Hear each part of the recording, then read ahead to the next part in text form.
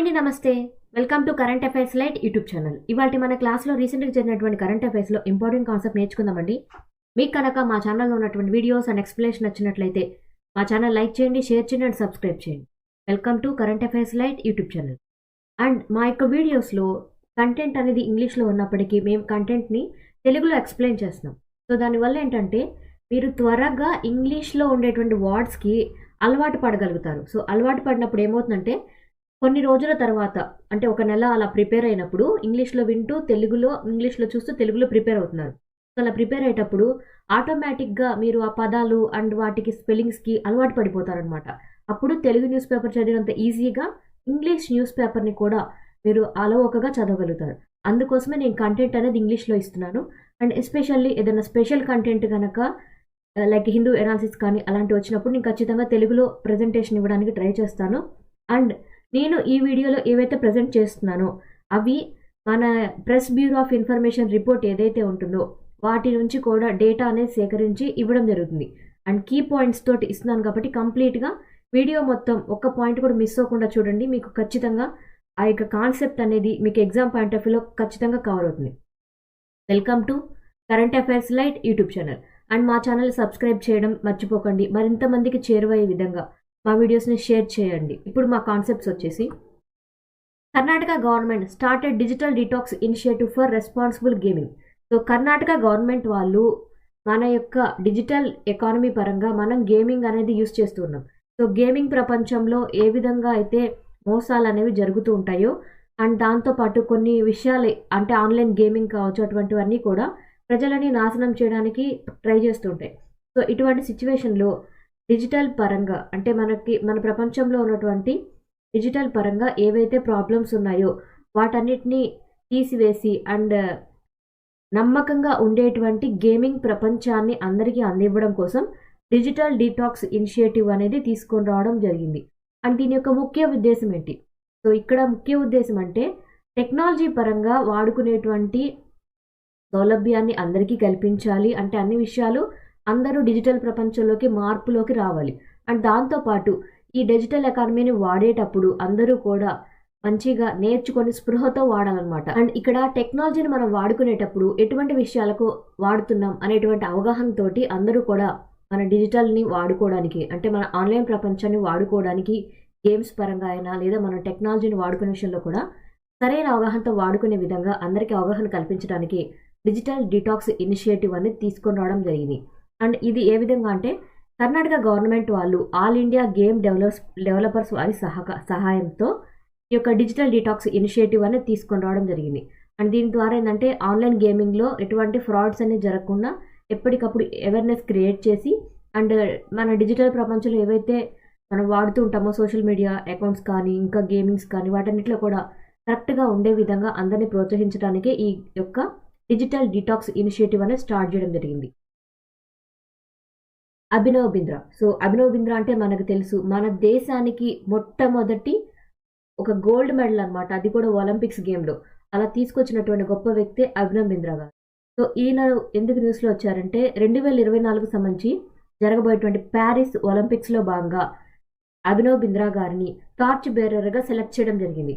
And ఈ యొక్క event ఏదైతే ఉందో అది April 16 నుంచి July 26 వరకు జరిగేటువంటి ఈవెంట్లో అంటే ఈ యొక్క ప్యారిస్ ఒలింపిక్స్లో మన బింద్రా గారు ఒలింపిక్స్ టార్చ్ బేరర్గా ఇందులో పార్టిసిపేట్ చేయడం జరుగుతుంది అనమాట.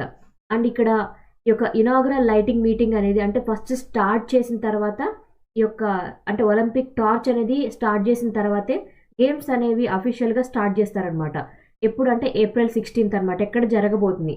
గ్రీస్లో ఈ యొక్క ఒలింపిక్స్ అనేవి గ్రీస్లో జరగబోతున్నాయి. అండ్ ఈ యొక్క టార్చ్ రిలే ఏదైతే ఉందో 68 రోజుల పాటు అంటే ఒలింపిక్ గేమ్స్ అనేవి కూడా అన్నీ ముగిసేదాకా కూడా ఆ యొక్క టార్చ్ అనేది ఎప్పుడూ వెలుగుతూనే ఉంటుంది. అంటే జ్యోతి ప్రజ్వలన చేసి అది లాస్ట్ వరకు ఆరిపోకుండా వాళ్ళు కాపాడుతూ ఉంటారనమాట. అండ్ ఈ యొక్క ఒలింపిక్స్ పరంగా 65 దేశాలు ఇందులో పాల్గొనబోతున్నాయి. నియర్లీ 11,000 మంది టార్చ్ బేరర్స్ ఇందులో పాల్గొనడం జరుగుతుంది. మన దేశం నుంచి మన దేశానికి గర్వకారణమైనటువంటి అభినవ్ బింద్రా గారు ఒలింపిక్ గేమ్స్కి టార్చ్ బేరర్గా సెలెక్ట్ అయ్యారు. కలైంగార్ స్పోర్ట్స్ కిట్. సో కలైంగార్ అనగానే మనకు అర్థమైపోతుంది తమిళనాడు అనమాట. రీసెంట్గా మనకు తమిళనాడులో ఖేలో ఇండియా యూత్ గేమ్స్ అనేవి జరిగాయి అనమాట. సో ఖేలో ఇండియా యూత్ గేమ్స్లో తమిళనాడు యొక్క పొజిషన్ ఏంటంటే సెకండ్ పొజిషన్. సో ఇక్కడ తమిళనాడు వాళ్ళ యొక్క రాష్ట్రం మొత్తం మీద కూడా ఆటల్ని ప్రోత్సహించడానికి ఈ యొక్క కళింగర్ స్పోర్ట్స్ కిట్ అనేది ఇవ్వడం జరుగుతుంది. అంటే ఇక స్పోర్ట్స్ కిట్ స్కీమ్ ద్వారా ఏంటంటే పట్టణ ప్రాంతాల్లోనే కాకుండా గ్రామీణ ప్రాంతాల్లో, మారుమూల ప్రాంతాల్లో ఉన్నటువంటి ప్రజలు ఎవరైతే ఉంటారో, అంటే పిల్లలు అండ్ ఈ యొక్క స్టూడెంట్స్ ఎవరైతే ఉంటారో, అండ్ వీళ్ళు కూడా పంచాయతీల్లో, చిన్న చిన్న ఊర్లలో, గ్రామాల్లో ఉండేటువంటి స్టూడెంట్స్కి కావాల్సినటువంటి కిట్స్, అంటే స్పోర్ట్స్ కిట్స్ ఏవైతే ఉంటాయో వాటన్నిటిని పంపిణీ చేసేటువంటి ఒక ప్రోగ్రామే కళింగర్ స్పోర్ట్స్ కిట్ అనమాట. అండ్ దీని ద్వారా ఏంటంటే రూరల్ ఏరియాస్లో, అంటే గ్రామీణ ప్రాంతాల్లో అక్కడ ప్రజలకి, అంటే ఇక్కడ ప్రజలు అంటే స్టూడెంట్స్కి, చదువుకునే వాళ్ళకి, వాళ్ళ ఆటల్లో కూడా ఎదగడానికి కావాల్సినటువంటి సదుపాయాలు, వాళ్ళకి అవసరమైనటువంటి వస్తువులు అందించేటువంటి ఒక ప్రోగ్రామ్ అనమాట. ఇది ఎందుకోసం అంటే ఇలా ప్రోత్సహించడం ద్వారానే తమిళనాడు వాళ్ళు రీసెంట్గా జరిగినటువంటి ఖేలో ఇండియా గేమ్స్ ఏవైతే ఉన్నాయో, యూత్ గేమ్స్, వాటిలో మంచి ఫలితాలు అనేవి పొందారనమాట. అందుకోసమే ఈ కళింగర్ స్పోర్ట్స్ కిట్ ద్వారా ఇంకా ఆటల్లో అందరికీ ఆసక్తి కలిగే విధంగా స్టూడెంట్స్ని, విద్యార్థుల్ని ఇంకా ప్రమోట్ చేయడానికి, స్పోర్ట్స్ వైపు మళ్లించడానికి ఇటువంటి కిట్స్ అనేవి ఇవ్వబోతున్నారు. Atmanirbhar oil seeds Abhiyan. So Atmanirbhar oil seeds అన్నాం. సో ఆత్మనిర్భర్ అంటేనే మనకు అర్థమైపోతుంది, మనంతటా మనం మన యొక్క పనులు చేసుకోవడమే ఆత్మనిర్భర్. మన దేశానికి అవసరమైనటువంటి అవసరాలు తీర్చుకోవడమే ఆత్మనిర్భర్. సో ఇక్కడ ఆయిల్ సీడ్స్ అన్నాం. సో ఆయిల్ సీడ్స్ ఎందుకు వాడతాం? మనం డైలీ యూజ్ చేసేటువంటి నూనెలు ఏవైతే ఉన్నాయో, ఎస్పెషల్లీ వంట నూనెలు ఏవైతే ఉన్నాయో వాటిని మనం తయారు చేసుకోవడమే ఆయిల్ సీడ్స్ అభియాన్ యొక్క ముఖ్య ఉద్దేశం అనమాట. అండ్ ఇలా చేయడం వల్ల ఏంటంటే మనము మన వంటకి అవసరమైనటువంటి నూనెల కోసం వేరే దేశాల నుంచి ఎక్కువగా దిగుమతి అనేది చేసుకోకుండా ఉండడం కోసమే ఆత్మనిర్భర్ ఆయిల్ సీడ్స్ అభియాన్ అనేది స్టార్ట్ చేయడం జరిగింది. అండ్ ఎస్పెషల్లీ ఇంపోర్ట్స్ అనేవి తగ్గించి మన దేశీయంగా మనల్ని మనం ప్రోత్సహించుకోవడానికి ఏర్పాటు చేశారనమాట.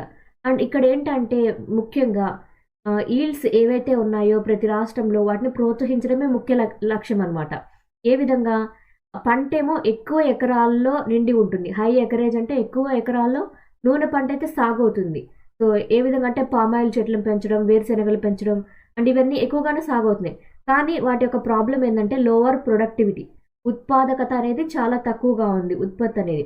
సో అలా ఉండేటువంటి పరిస్థితి నుంచి మనకి ఎక్కువగా ఉత్పత్తి అనేది రావడం కోసం, నూనె గింజల ఉత్పత్తి అనేది పెంచడం కోసమే ఆత్మనిర్భర్ ఆయిల్ సీడ్స్ అభియాన్ అనేది స్టార్ట్ చేయడం జరిగింది.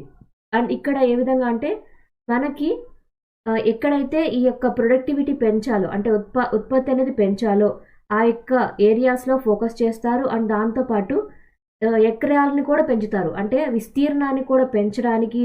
అండ్ కొత్త రకమైనటువంటి వంగడాలు ఏవైతే ఉన్నాయో ఆయిల్ సీడ్స్ పరంగా వాటిని కూడా అందరికీ అందుబాటులోకి తీసుకొని రావడానికే ఈ ఆత్మనిర్భర్ ఆయిల్ సీడ్స్ అభియాన్ అనేది స్టార్ట్ చేయడం జరిగింది.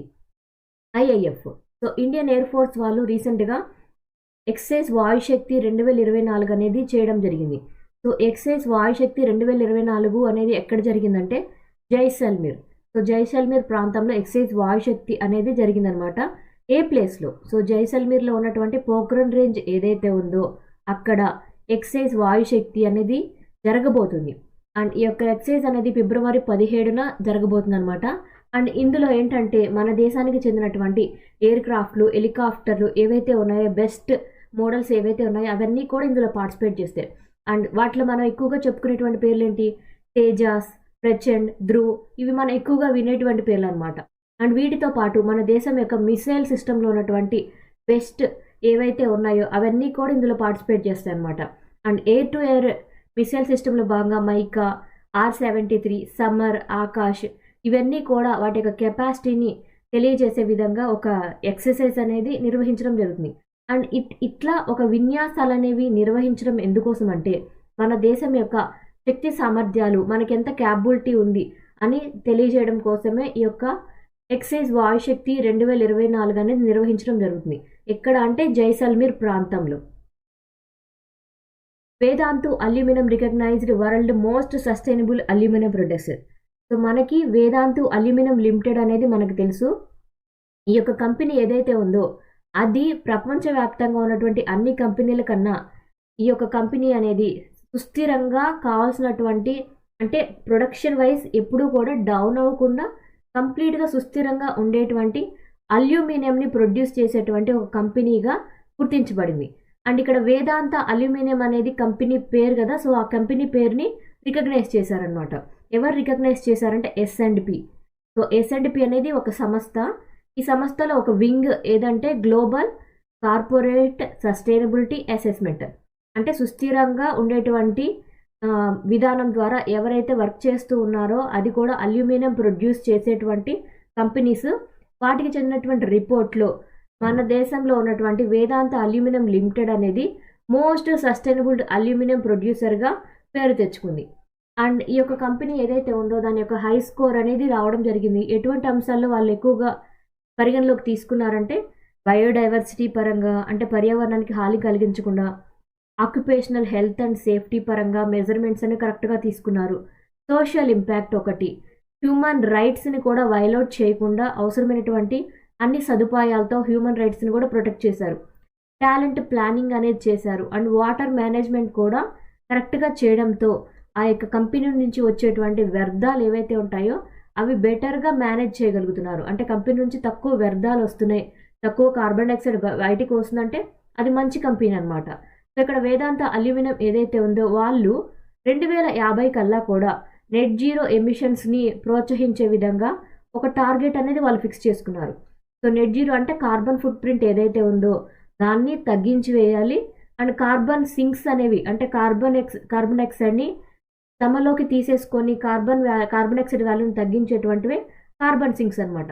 అవి ఇంకా పెంచే విధంగా వేదాంతి అల్యూమినియం వాళ్ళు ఒక టార్గెట్ అండ్ గోల్ పెట్టుకొని నెట్ జీరో ఎమిషన్స్ని 2050 కల్లా కూడా వాళ్ళ యొక్క కంపెనీలో చేయాలి అని ఒక గోల్ పెట్టుకున్నారు.